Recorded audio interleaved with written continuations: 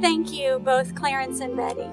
Your messages resonated very deeply for me, and so I appreciate your shared vision and modeling of that shared vision for us today, because we are all truly serving the same children, and we truly want quality for all of our children in our settings. So thank you. With that, I'd like to take this opportunity, and an equal partner in this venture today is certainly the Department of Health and Senior Services section for Childcare regulation, as licensing truly is the anchor for all of our programs and brings us together, both Head Start and Child Care. With that, I'd like to introduce to you Kathy Quick. And Kathy is a section administrator for the Section for Child Care Regulation. She has been in this position for the last 4 years, and it has been my pleasure to also work with Kathy on a variety of projects. So it's my pleasure to introduce to you Kathy Quick.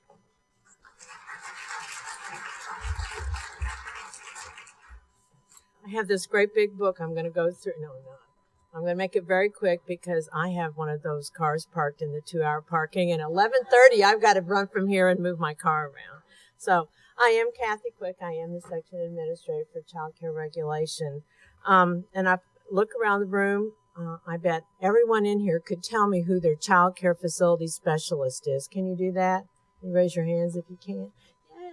How about your child care supervisors? Anybody? She may not be as familiar to some of you. That's usually a good thing. And my goal today is to take all the pieces, not just how we work with you with Head Start and your federal guidelines, but to take all the pieces within our section. And when you leave here today, I hope that you kind of connect everything that we're doing here in Jeff City, everything that they're doing in your district offices, and with what your specialist is doing when she comes to monitor your facility. We are with the Department of Health and Senior Services, and we are within the Division for Regulation and Licensure. DRL regulates everything, we like to say, from birth to death. We are in the group that they regulate nursing homes, they regulate hospitals, and of course they regulate child care.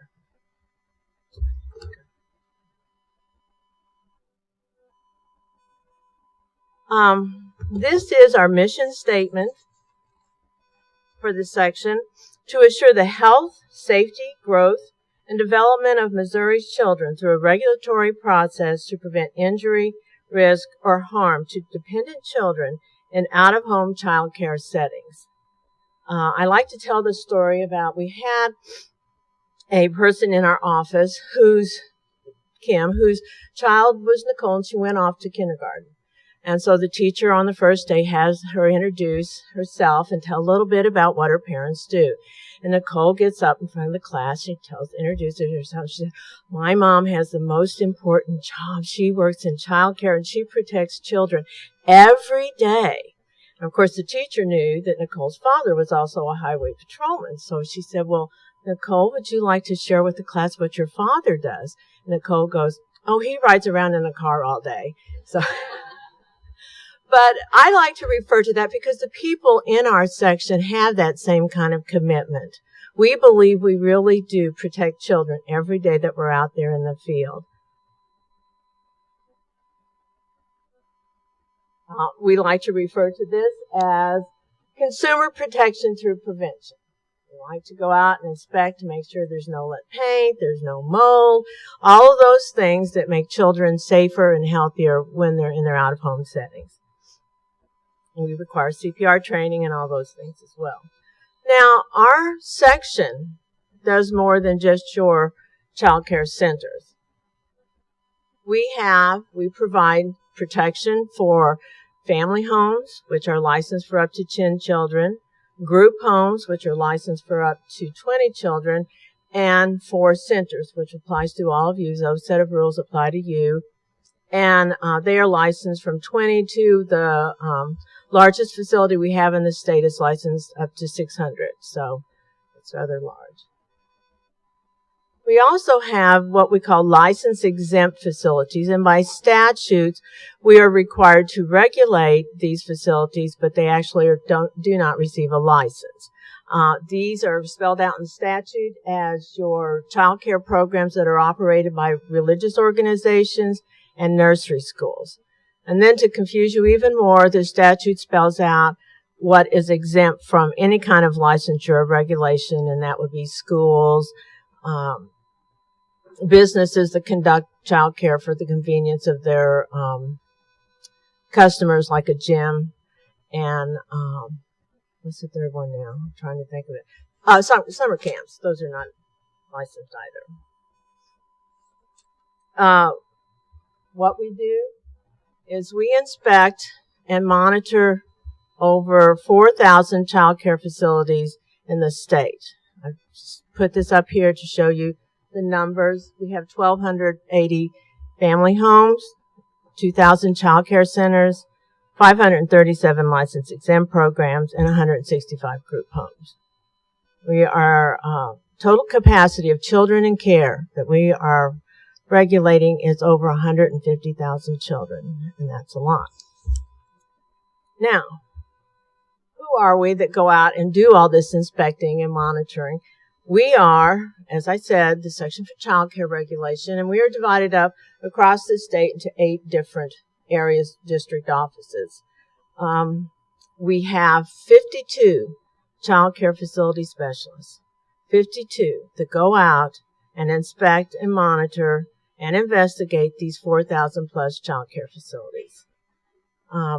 Every day I come in and I just marvel at what they do. With those 52, we have a set of 8 supervisors, which I've asked to join us today so you can put a face with a name. I'm going to introduce them in the back of the room, my peeps back there, and I will introduce them at the end of the program. And then we have central office, which I am the infamous leader. I don't know. I am the section administrator. I have working with me 2 assistant section administrators, 2 of the greatest people in the world. If you would please stand when I call your name, Lynn and Sue, Lynn Cole and Sue Porting. They are one has one side of the state, the west side, and Sue has the east side of the state. So those are 2 that when we talk about disciplinary actions, those are usually the 2 that receive that, get that first information. Then I also have working within the section 2 very important people, Linda Surface and Lisa Ivy. If you 2 will stand. They have the very large task of developing or working with the development and implementation of our technology programs. We are in the midst of switching our database, which was called Mosaic, kept all the information all those years, switching it over to a .NET application. And we are also improving our online inspection format so that it will be more user-friendly, and we can actually pull data from those inspections and identify which rule has been violated the most, what area of the state there might be an issue with that rule, maybe we need more training, that kind of thing. And so we're very excited about both of these programs that will come online in April. We also have Angela Osterly. Angela is the coordinator of children's programs, and she is also moving us to electronic record keeping. And we're trying to get away from paper certificates, save the trees, and all of that. And that is a large task because, again, it's working with data systems and getting them to share the information. But we'll get there. We're going to get there. We also have Nancy McIsaac, is another program specialist. Nancy works with our interagencies within our department. She works on policy. She works on procedures. She's worked very hard the last 3 years actually, with immunizations. And I'll talk more about that later. So that's who we are in central office. I hope you can. Now, what do? We come out and conduct inspections because we knock on the door ever so often. We investigate complaints. You fire your staff and the staff is upset and they call in a complaint. We don't get to pick and choose. We go out and we investigate. They call us and say, you're not serving milk at lunch. We go out and we investigate. But we do investigate every complaint that comes in. Sometimes they are received by email through our Childcare. Sometimes they're anonymous. Sometimes they're phone calls.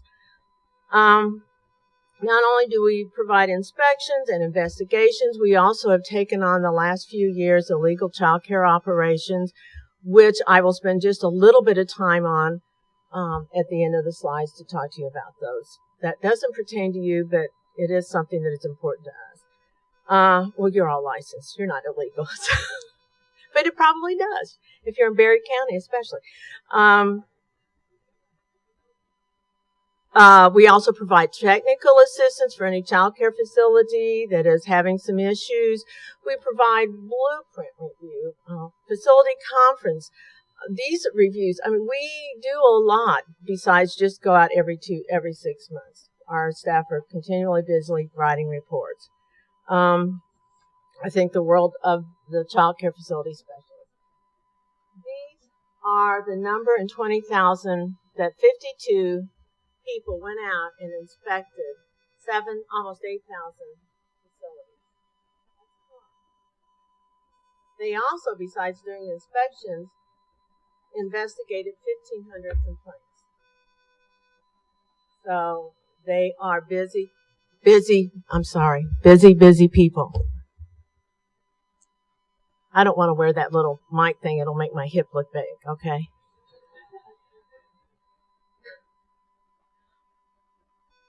We also work very, very closely with the Department of Social Services, the Children's Division.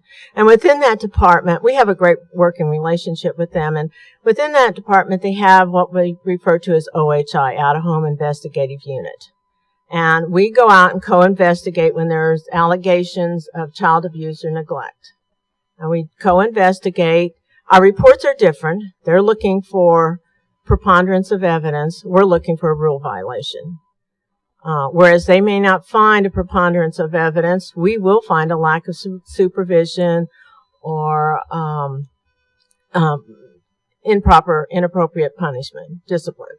So, but we do work together. We like to think that it saves the stress on those people involved, not only you providers, but the children and others. Last year, we co-investigated with OHI 457 complaints. Now, on top of all of this, we provide inclusion services. We are not just about rules and regulations. We like to think that families that have children with special needs, we can provide for that by offering these inclusion services to providers who have children with special needs, to parents who have children with special needs. Do you want to show, do you have time to show it? Okay, all right. The inclusion services here, this is the name and the number. United for Children provide these services, and there will be more information, I think, in your packets that you will receive online. The next slide is why licensure. And I'm not sure, can we do? And we always like to show this. We love Judge Judy. She is our hero. Care provider Meredith Rowe is suing former clients Kelly and Ian Zarvos for breach of contract. The defendants claim that Meredith breached the contract first. Ms. Rowe, you run a daycare facility, and it is your claim that the defendants owe you for 4 weeks of daycare because they withdrew their child from your facility without giving you proper notice. Yes. Pursuant to your contract. Mr. and Mrs. Zarvos say that your disciplinary practices with their child were different from what you indicate in your contract, and they had every right to withdraw their child right away. Therefore, since you breached the contract, they were not required to give you the 4 weeks notice. Yes, that's correct. Oh, can't believe I remembered all of that from the complaint and the answer. You're doing well. So far, okay? So far. Are you a licensed daycare provider? No, I'm not. Why not? I have looked into licensing, and the requirements that I felt that were pertinent to the kids that would do them well, I follow. The other ones to me were a lot of paperwork that I had to do and things like this. It took me away from the time with the children, and I felt that my parents were paying me to be with the children and not to carry through all the paperwork. Where do you have your facility? In my home. How long have you been doing it? 14 years. How many children do you have at one time? I have had up to 10 at one time. What state do you live in? Missouri. Doesn't Missouri require you be licensed if you have 10 children? It does. And? I've had them come to my house once before because I was reported of being unlicensed, and they felt that there was no need. Don't tell me what they felt. You cannot have 10 children in your house, Miss Rowe, if the state of Missouri says that you cannot run a facility to care for children without a license. I understand that. You can't have any children in your house. You can't create a valid contract. They were all informed when they went through my interviews that I was not licensed, and I can have up to 4 unlicensed in my home. How many children did you have at the time that Mr. and Mrs. Zarvos had their child there? I had 7. Case is dismissed, Miss Rowe. This is an easy one. Whether or not you were complying with the rules or not, you cannot ask a court when you are violating the law, and which you were, in an area that I find one of the areas that should be scrupulously maintained, which is the area of childcare. You cannot ask the courts if you are flagrantly violating the law to help you get money from a service that you shouldn't be performing in the first place. That's real simple. Even if the parents know that I'm not licensed at the time of the interview. You can't ask courts to help you when you are violating the law. I did not know that. Shh, quick, just a second. Okay. You can't ask courts to enforce a contract that is illegal for you to enter into from the beginning. So your case is dismissed. Thank you very much. That's all. So you can see why Judge Judy is our new hero. Thank you. Actually, why licensure? It's a safety thing. You guys know that. Clarence just discussed that. Fire safety, health sanitation, play equipment, personnel background screenings, all of those things, child care programs, all of those things provide for a safer environment, a healthier environment for the children in your care. We take that very seriously, and we come out with our tape measures and everything else to make sure that you guys have got the best. And I'm not saying you don't, you do, so I'm okay with that. We try to look at child care licensure as the very minimum standards. And these minimum standards are the building block or the cornerstone for quality child care.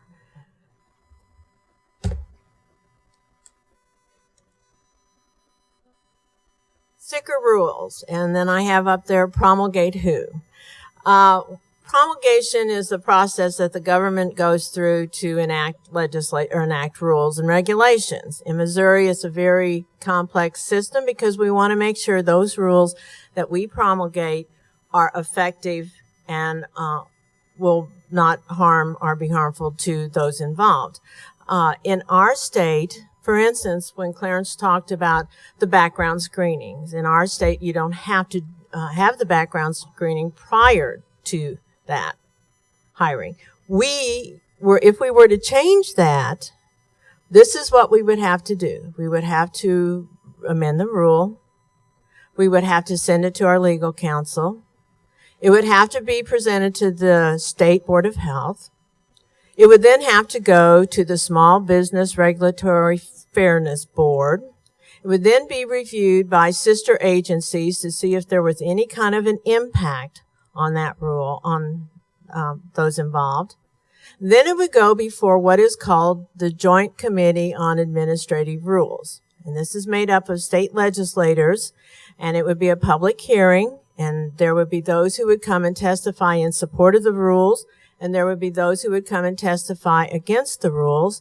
Then, if all went well, it would then be published in the Missouri Register, which is by the Secretary of State. That rule's out there for 30 days for public comment.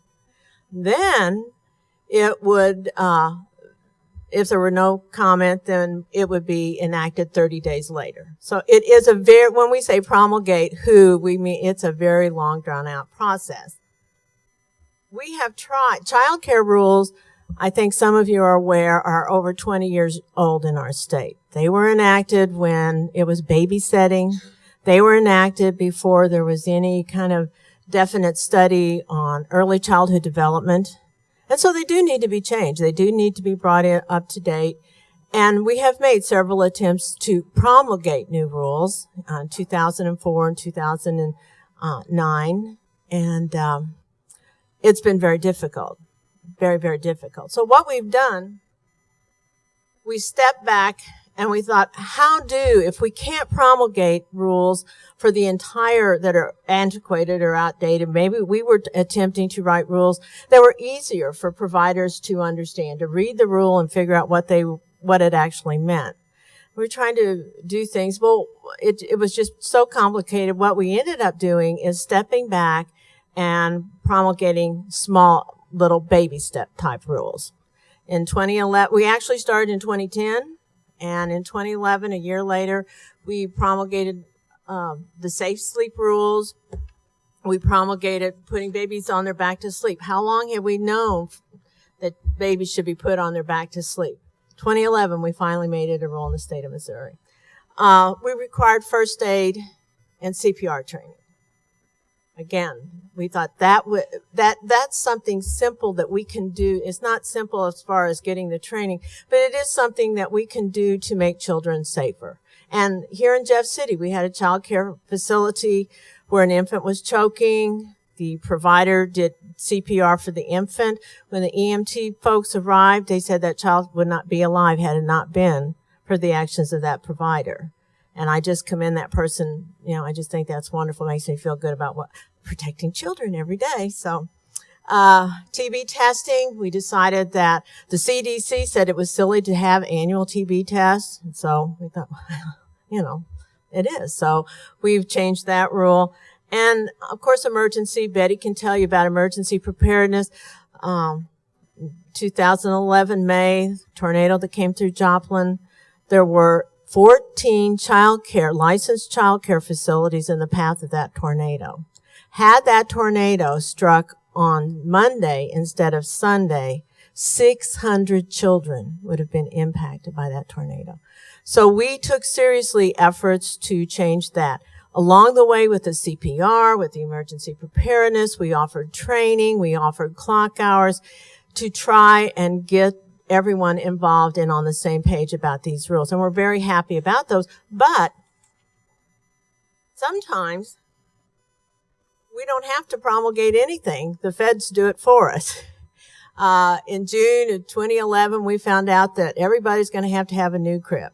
It doesn't matter what our state law says, federal law trumps state law. And so we had a conference call with various people from around the United States and were informed that the crib standards were changing to the point that none of the cribs out there would meet the new safety standards.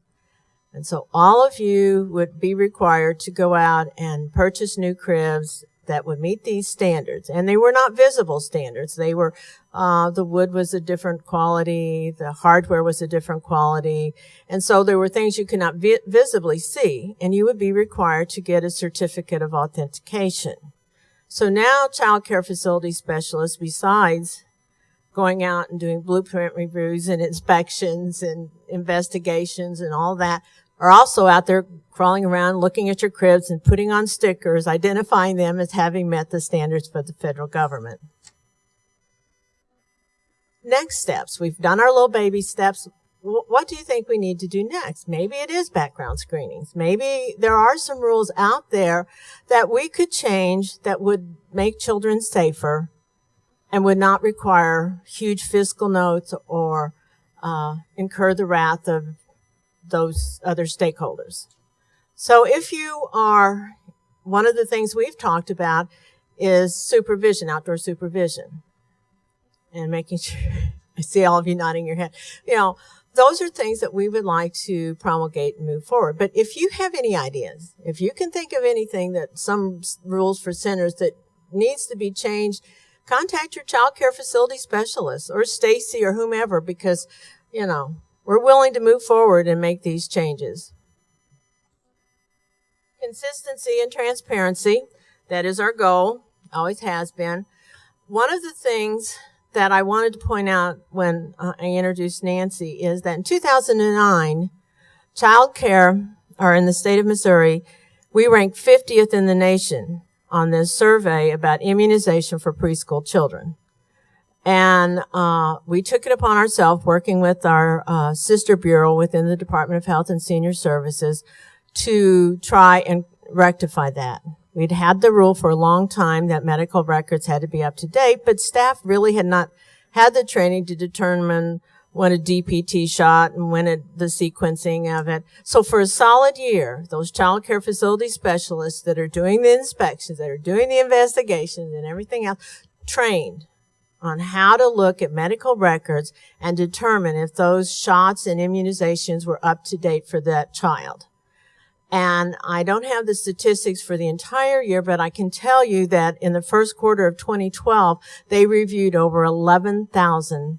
Now, 52 specialists reviewed over 11,000 immunization records. So that is part of our consistency and transparency as far as immunization is concerned.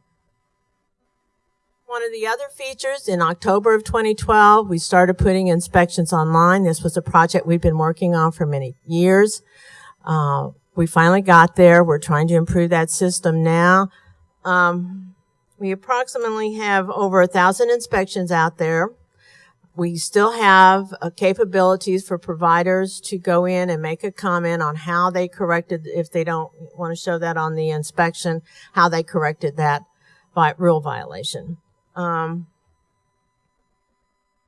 new program is called MOSIS, Missouri Child Care Inspection System. Not to be confused with our new data system, which is called CRIS, Child Care Regulatory Inspection System. So I was kind of going for crisscross, I thought maybe we could do that, Child Care Regulatory Online System, but I got voted down. One of the other transparency things that we're trying to do is the online record keeping, electronic record keeping for clock hours. Some of you may be familiar with MoPDID, and it may, bring a bad taste in your mouth. We are working the kinks out. We are working the kinks out every day. Angela's on the phone for hours. We are working with our partners, Childcare Aware and Open, to make sure that the data exchange is working like we expect it to. I see these people over here going, I bet you've been there, huh? And I am trying to hurry this up because those little meter ladies come around very punctually. Okay, I was asked to talk about legal actions very quickly with you. First of all, we are not in the business of closing child care facilities. Really and truly, our job is to make you successful or help you be successful. But there are those instances when we do have to take certain actions. We have the statutory authority to do so. It's 210, 245-2, and it identifies we have the right to issue letters of warning, letters of censure, revocations, denials, probation, so forth, and immediate suspensions. We refer to our discipline policy as a progressive discipline. If there are certain issues that need to be addressed, a letter of warning, a letter of censure. A letter of warning will go in your file and is removed if there's no other issues after 12 months. These are for things that are not minor, but things such as capacity or ratio kind of things. Just a one-time instance. We also, besides the letter of censure and the letter of warning at the local level, will conduct a facility review conference. And if there is continued rule violations and it doesn't seem to be helping any actions that we're taking, we will ask the facility to come in and sit down with our supervisor and our specialist and our assistant section administrator to take a look at how we can come up with a plan of correction to take care of that. The facility review conference is not mandatory and you can't be cited for any rule violation. This is just an effort to keep it from moving to the next step. Excuse me. More severe disciplines. These are disciplines that require what we call appeals rights for the providers. These are things that have to be reviewed by central office. They have to be reviewed by our legal counsel, the department's legal counsel, and the division director for regulation and licensure. Denial of initial, those would occur sometimes if there have been a previous experience with this provider. I think one of the things that I was asked to kind of hit on was the denial of renewal routine and denial of renewal severe. Because you have due process rights, we'd go out and inspect your child care facility 60 days prior to the license ending. We will go through and we will cite all of the things, hopefully not too many, and then you will have 30 days to rectify or correct those. And then we will send you, prior to 30 days before your license end, give you that 30 days time to appeal, the letter, or what's called routine. Most often you correct those and it's not a big deal. Now, the more severe revocation or denial of renewals are when there's continued issues. And we've been out there 57 times in 4 months. So, probation, you can be placed on probation. Usually this will include close supervision. This will include specified training in some sort of area wherever the problem seems to be. It may require physical plant changes, those kinds of things. Failure to comply with probation can result in further action. Revocation, we can remove go through the revocation process. And of course, immediate suspension. This is not something we do lightly. This is something that it's very dangerous. Children are placed in we have to prove children are placed in imminent danger before we can do an immediate suspension. I'm sorry. Immediate suspension, some of the things, most likely what we've done is child elopement. I've always wondered about that word child. When I first started here 4 years ago, I envisioned children walking down the street hand in hand to the church or something, But, as you know, child elopement is children leaving the premises unsupervised. That will most likely result in, depending on all sorts of things, immediate suspension. Leaving children unattended, lack of supervision, children left outside 4 hours in 17-degree weather will definitely lead to an immediate suspension. When we do an immediate suspension, child care facility specialists will hand deliver the letter along with their supervisor, and they will stay until the parents are called and those children are picked up, and the facility is closed and remains closed until it goes through the process. For any of these serious disciplines, you have the right to appeal within 30 calendar days our decision. Then we would create a complaint about why we took the action, and we would send it to the Administrative Hearing Commission, who would then schedule a hearing. And we would go into the hearing officer, and both sides would present their case, and the hearing commissioner would determine if the department had enough if they acted properly with the revocation, the denial of renewal, or whatever that action was. With an immediate suspension, it's different. We do an immediate suspension. You have 10 days to appeal that action. Your facility remains closed.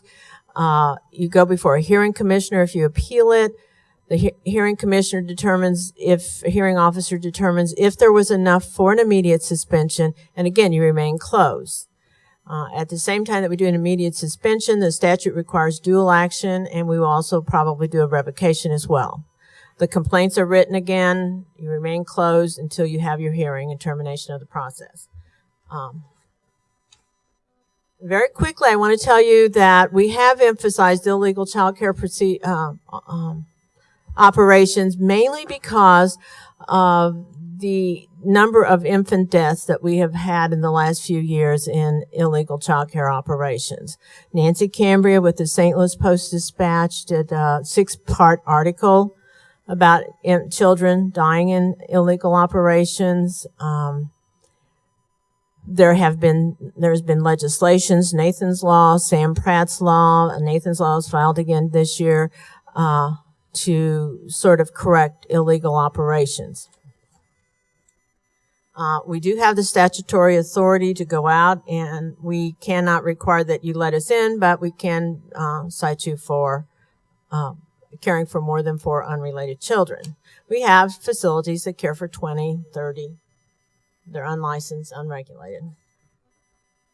Very quickly, the section for childcare regulation, we go out, we investigate, we substantiate, we go out 10 days later to make sure you've reduced. We go back out 60 days later to make sure you've maintained that reduction. We send a letter to the prosecuting attorney, and he can prosecute. It's an infraction the first time, and then it's a fine of up to $200 a day, up to $10,000 for a second offense. So we haven't ever had that. Just passed last year, and we haven't ever had that happen yet. So it's a good thing. Now, if you have questions, please feel free to contact me. Here's our webpage. This will be on the information. And I also would like to very quickly introduce, before the meter maid gets here, the supervisors. In Eastern District, Beverly, would you please stand? Beverly, Nancy Shear is not here. This is Beverly Dyson. She has the St. Louis County, St. Charles, all those areas down that direction. In the Independence, Kansas City area, very quickly, Kathy Kennan, Doris Brewer, if you two would stand. They have Northwest Missouri. In our Columbia office, we have Tracy Marshall. In our Central District, we have Jan Carter, Cape Girardeau, Missy Smith, and Springfield, Debbie White. I've included on your presentation a map of the county, so if you're not sure where you belong, this will identify who to contact where. Again, I appreciate this opportunity. I want us to all work together. I think having my staff here to communicate with you is a great idea. I really am pleased with it. And if you have any questions, I think there's time at the end, Stacy. Okay. Yes. Sure. Should I just send you my $5 ticket? I've been known to get as many as 15 because they keep putting them in that same green envelope, and I think, oh, I've only got one ticket, and I pull it out, and there's 3 of them in there, and it's really disheartening. So